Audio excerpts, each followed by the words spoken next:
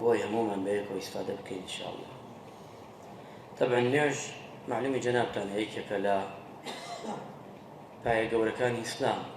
لە نێوانی کوفر و ئیمان هەیە، لە نێوانی کوفر و ئیسلام هەیە. نوێژ ئەوەیە کە یەکەم کارە خۆی پەروەردگار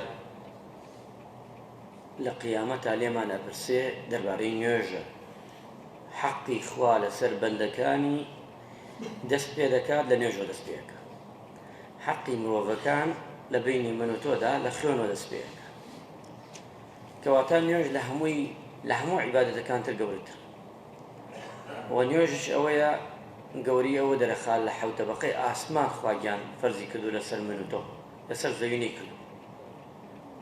ئیتر ماڵێکی تایبەت کردووە لەسەر زەویدا و ناوی ناوە ماڵی خۆی، أحب البلاد إلى الله المساجد، مزگەوتەکان. نوێژی تیا دەکەین هەمومان کۆ دەبینەوە. حەق وایە ئەمە چونکە گرینگە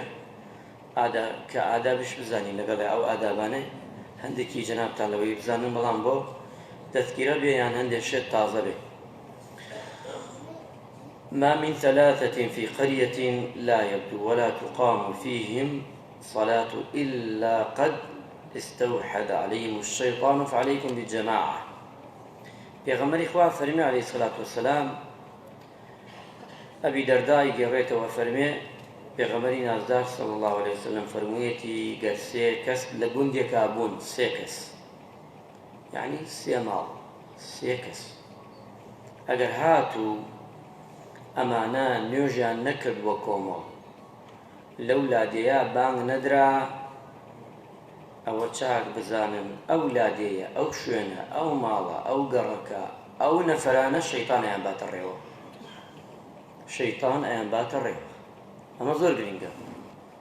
زۆر جار لێرە بایخ نەدەین، لە شارە بایخە درێ، بەڵام لادێکانە ئەبینی کابرا ڕەمەزان تێ زۆر تەبیعیە لای، جمعە نەکرێ زۆر تەبیعیە لای. ئەگەر هەر لادەیەک هەر شوێنێک جمعە و جەماعەتی تیا نەکرێ، ئەو لادێیە نە مەلایکەی ڕەحمانی تێچێ و شەیتانش زاڵ بووە بەسەر ئەو لادێیە. ئەمە پێغەمبەر گیانە فەرمی عەلەیهی سەڵاتو وەسەلام. ئەبێ وریابین. بۆیە ئەگەر تەماشاشکەین پێغەمبەری خوا صلی الله عليه وسلم ئەگەر بیویستایە بچواتە سەر گەلێک قەومێ نەتەوەیەک، زۆر جار دەیوت پێیان بچن تەماشاکەن، گوێ بگرن، بزان بانگی تایە ئەو شوێنە، بزان نوێژ و جەماعەتی تایە. ئەگەر تیای بوایە قەت غەزای ئەو شوێنەی ناکرد پێغەمبەری خوا صلی الله عليه وسلم، غەزای ناکرد، گەڕا. ئەگەر نوێژ و جمعە و جەماعەت و بانگی تیا نەبوایە، ئەو کاتە غەزایە کرد. چونکە یعنی کەواتە بانگ و نوێژ و جەماعەت بووە سەبەبی ئەوەی کە پێغەمبەری خوا صلی الله عليه وسلم غەزای ئەو شوێنە نەکا، نەچێتە سەر. ئەمە خۆی لە خۆیان کە گرنگە و گەورەیە. ئیسا زۆر جار بەداخەوە بینی بایەخەدا بە دنیا، بەڵام بایەخ نادا بە نوێژەکەی. بڕێ مەڕی هەیە، بڕێ بزنیە دوو لە ڕوو جەنابتان. ئەگەر شوانەکەی یەک تاق دیار نەبێ هاوارەکە و ئەگەڕێ بە هەموو دنیای بۆی شوانێکی دەست پێ.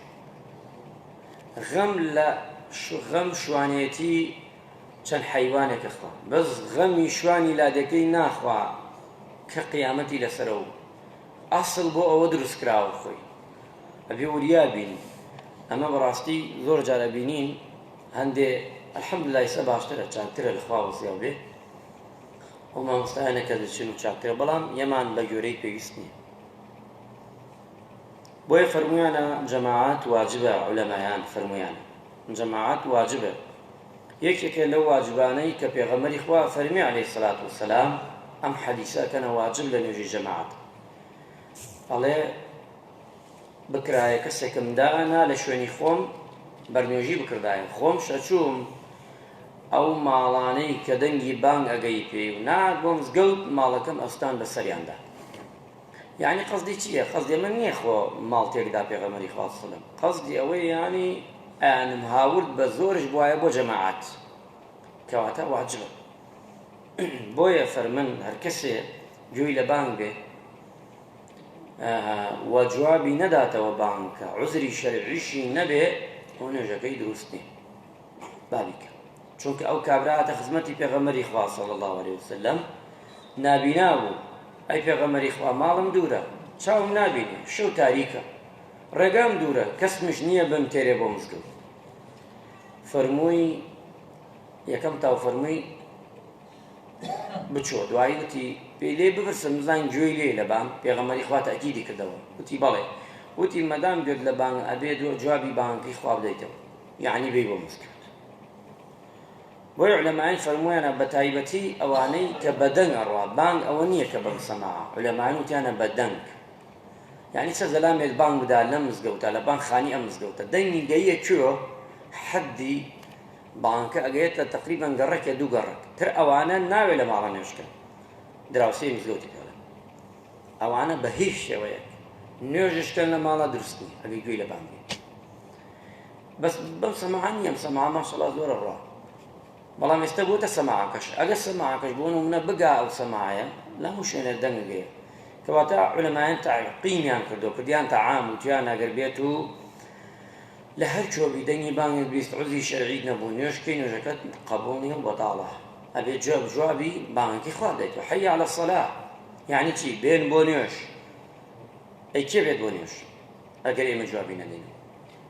حەی عەلە الفەلاح وەرن بۆ سەرفرازی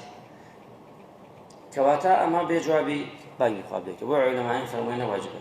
ئەچینە سەر خاڵەکان ئادابەکان ئەو معلوماتێک بوو پێشی باسیکەین یەکێ لەوانە لە ناو نوێژەکاندا بایەخ گراوە تەئکید کراوە لە هەندێ نوێژ پێغەمبەری نازدارە فەرمی عەلەیهی سەڵات وەسەلام من صلى البردين دخل الجنة سێکە چەنێ حەریسە من صلى البردين دخل الجنة هەر کەسێ دوو نوێژ بکە ئەچێتە بەهەشت ڕاستەوخۆ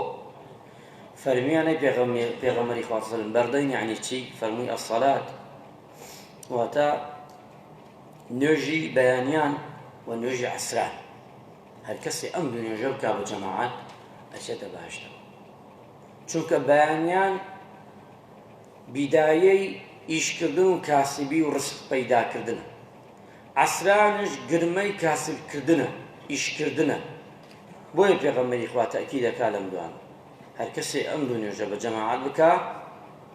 دەخەل الجەنە ڕاستەوخۆ چێتە بەهەشتەوە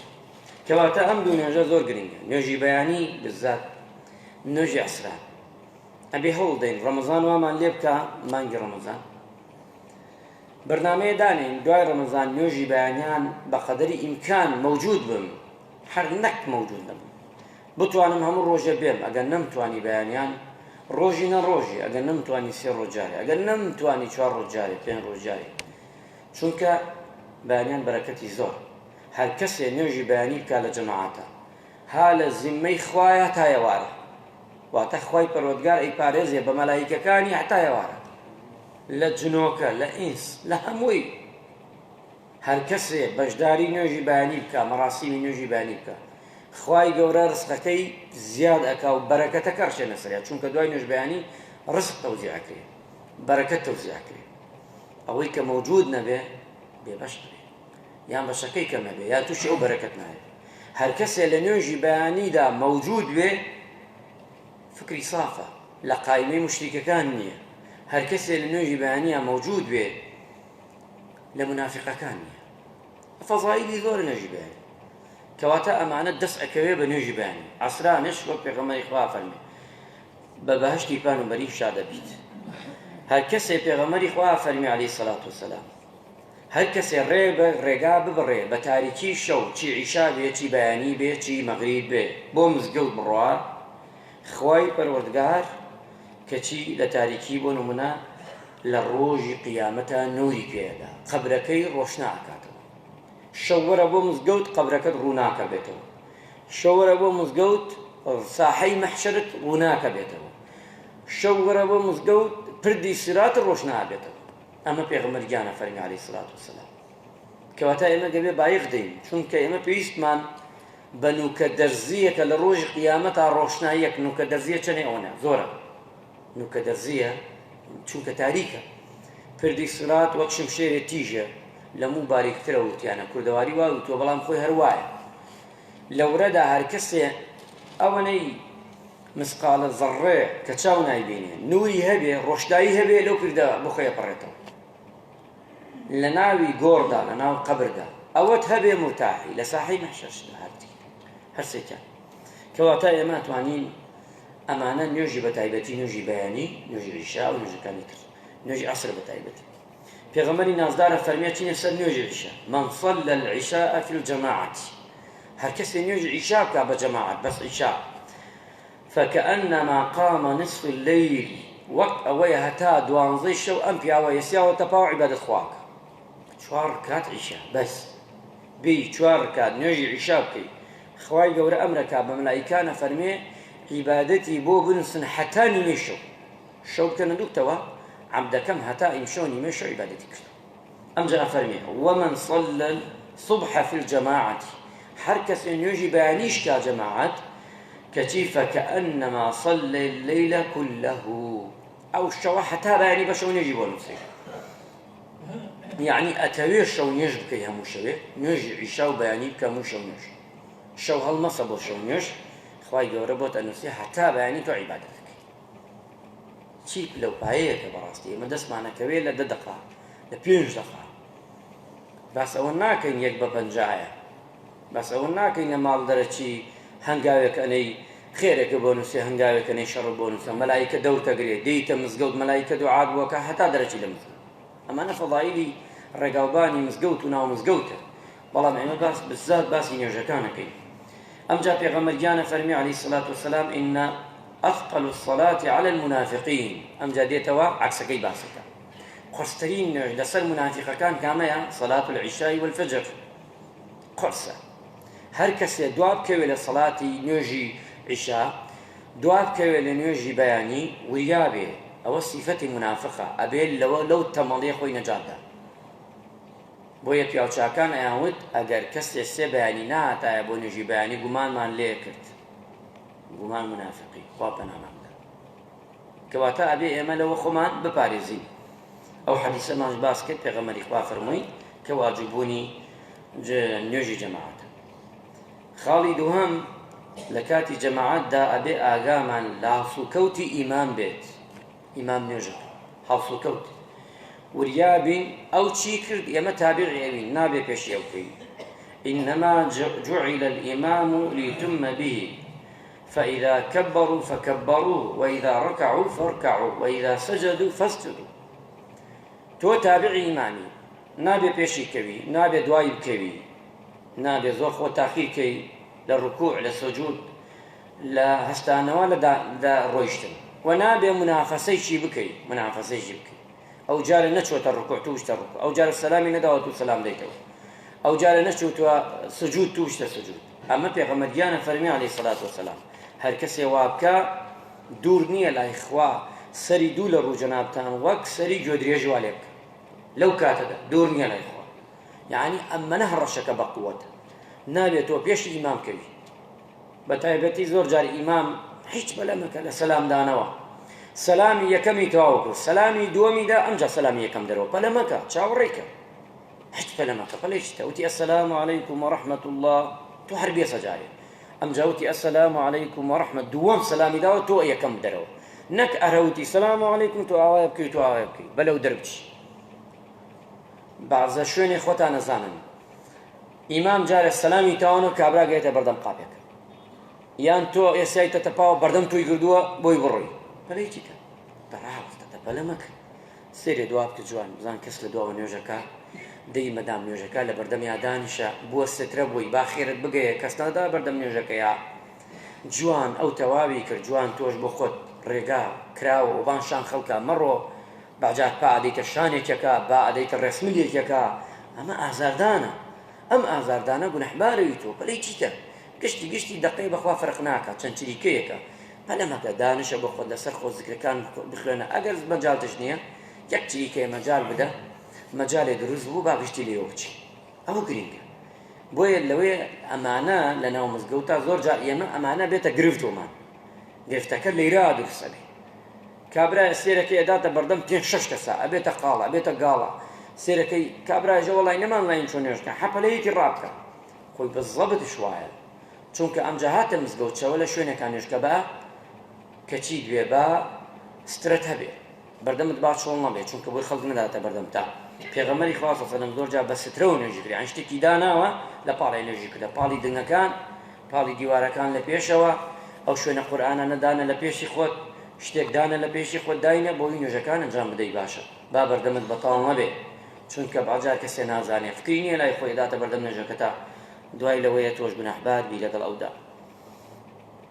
کەواتە بێ ئێمە مسابقەی ئیمام نەکەین بۆ لەگەڵ ئیمامە بین. بە تایبەتی مەغریب عیشا بەیانی حەزێکی سوورەتی فاتحا مەخوێنە، گوێ ئەگەر ئیمام مەجالی دا مەیخوێنە، گوێی لێ بگرە فاتحای ئەو بۆ تۆیە تەواو.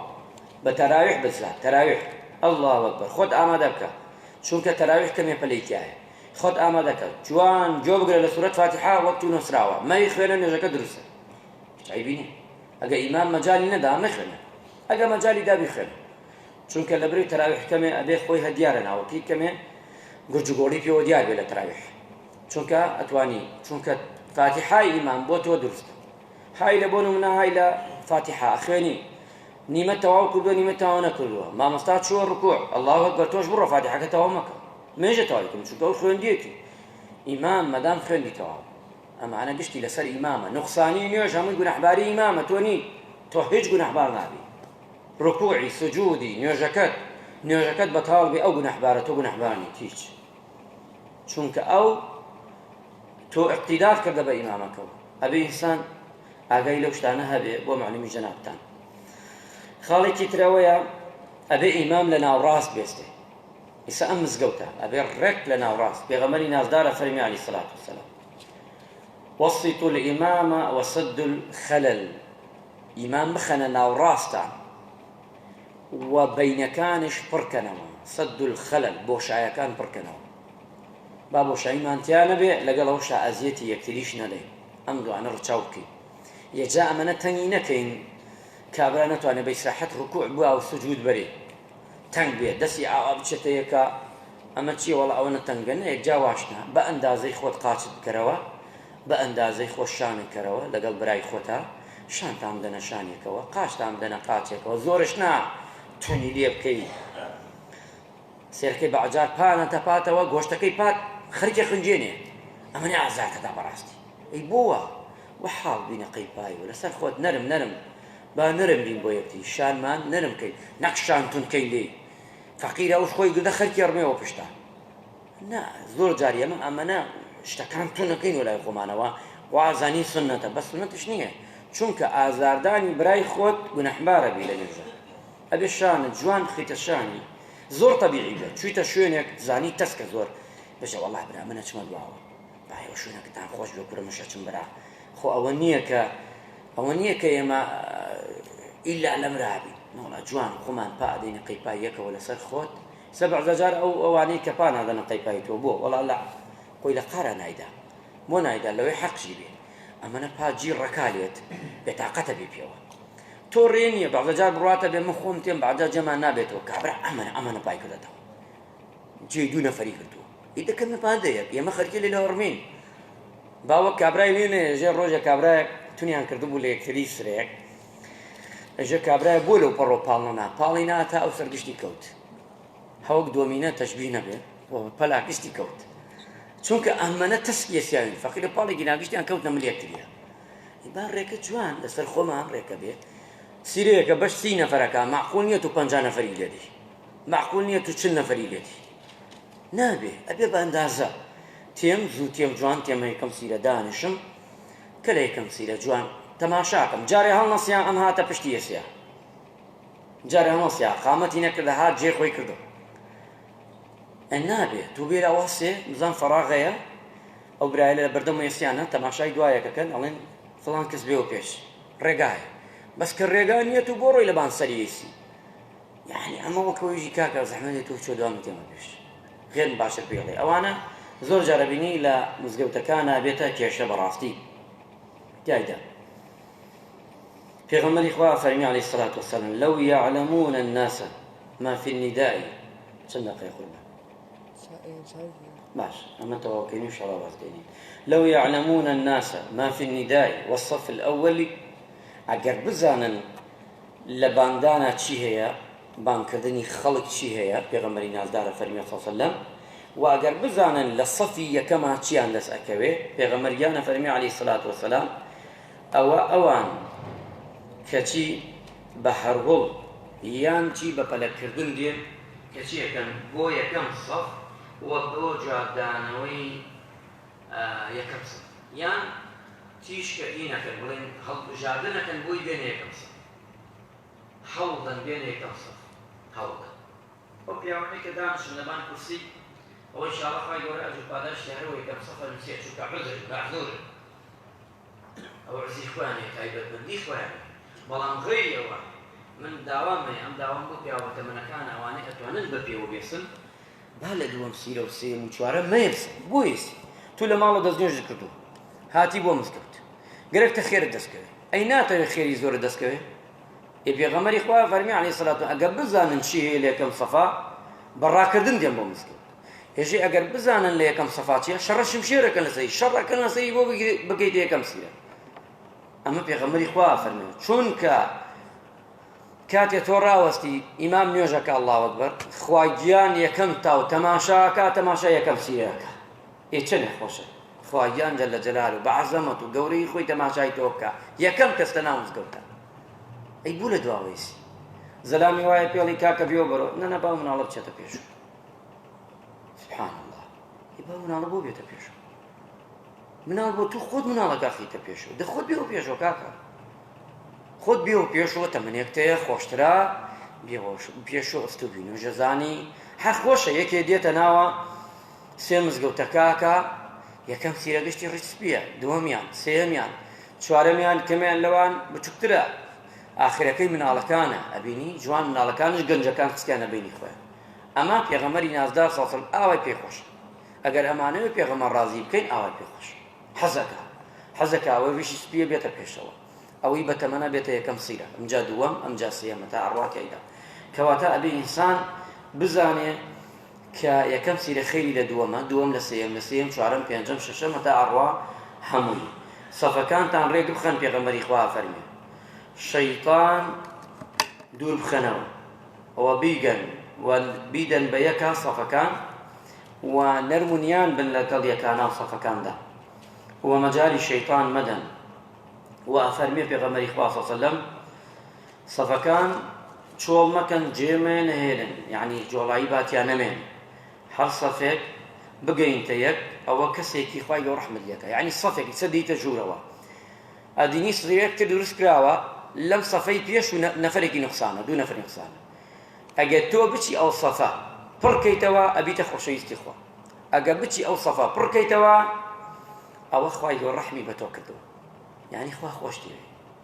ئەو کەسانە سەفەکان پڕەکەنەوە گرینگە دەبێت سەفدا چۆڵ نەبێ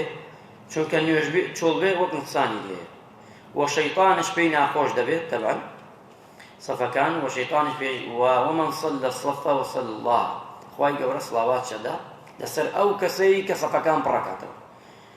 و خوای گیانش ومن قطع صفا قطعه الله هەر کەسێک سەفێکش ببچڕێنێ خوا لەگەڵای بچڕێنێ خەتەرە یعنی سیرێ دروست کراوە چوار کەس لە ناوڕاستەوە یەکێ تێڕوا لەولایەسی یەکێ چێ لەولایەسی ئەمە خوا لەگەڵ توان نییە چونکە تو سەفەکەت جیا کردەوە چونکە چی قەتعت کرد بڕیت سەفەکە لەکوێ ڕاوەستاوە لەورۆ پڕیکەرەوە مەیکە کۆمەڵێ لێ بێسێ کۆمەڵێ لەوێ کۆمەڵێ لێ ئەمە خوای گەورە ئەمی خۆشی ناوێ بەڵکو چی سەفەکان ڕێک و پوختە بێ جوان بێ ئەمە خۆشترە خوای گەورە ڕەحمەهو لایەکمان بکە و عاقبەت خێرمان بکە لەشمان ساف بکە یا ڕەبی خوایە نوێژەکانمان لێ وەرگری عیبادەتەکانمان لێ وەرگی سەفەکانمان ڕێکخەوی جوان بکەی خوایە ئەوەی چاکە و باشەیە بۆمان